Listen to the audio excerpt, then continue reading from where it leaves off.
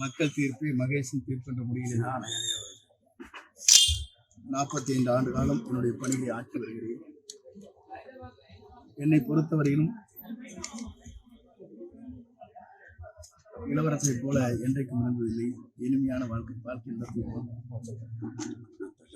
அப்படி நடத்திய காரணத்தின் அடிப்படையில் தான் 3 முறை வாக்காளரை தேர்தல் களத்திலே வருகை தந்து தீர்ப்பதற்கு நேரமில்லாத நேரத்தில் நீ எங்கள் வீட்டு பிள்ளை என்ற முறையில் அனைவரும் வாக்களித்து வெற்றி பெற்ற வரலாறு இந்த தொகுதியிலே இருக்கிறது.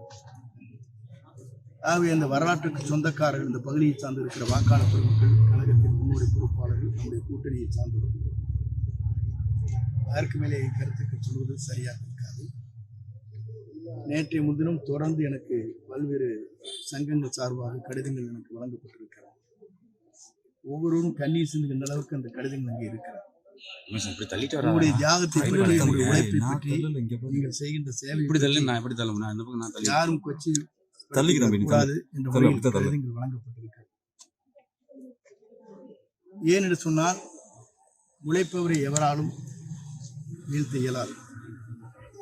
ஆகவேதான் உழைக்கின்ற இளைஞரின் புரட்சித் தலைவர் அவர்கள் அவரை எந்த சக்தியாலும் வீழ்த்த முடியவில்லை.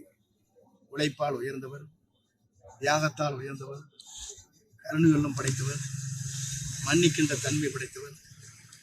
கஷ்டங்கள் வருகிற போது அந்த கஷ்டத்திலே தொண்டர்களுக்காக முன்னின்று தியாகத்தை செய்தவர். அதே போலதான் அம்மா அவர்களும் தியாக வேலையை தன்னை அர்ப்பணித்துக் கொண்டு தன்னிடத்திலே இருக்கிற இயக்கத்தை காப்பதற்கு நகை பொருட்கள் அனைத்தும் 1989 வழங்கி இந்த இயக்கத்தை வலிமைப்படுத்தினார். அவர்களை பொறுத்தவரையிலும் மன்னிக்கின்ற உள்ளம், கருணை உள்ளம், தொண்டர்களை காப்பதற்கு என்ன நாம் உருவாக்க வேண்டுமோ அதை மனதிலே வைத்துத்தான் அந்த பணிகளை சீரோடும் சிறப்போடும் நடத்தினார்.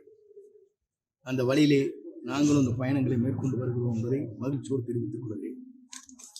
செய்திகளை உடனுக்குடன் தெரிந்து கொள்ள கீழ்கண்ட கேபிள் மற்றும் டிடிஹெச் நெட்வொர்க்குகளில் எம்நாடு செய்தி தொலைக்காட்சியை காணுங்கள். பாதகம் செய்பவரை கண்டால் நாம் பயம் கொள்ளலாகாது பாப்பா.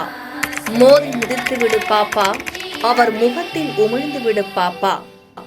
அண்மை செய்திகளை உடனுக்குடன் தெரிந்து கொள்ள இணைந்திருங்கள் எம்நாடு தொலைக்காட்சியுடன்.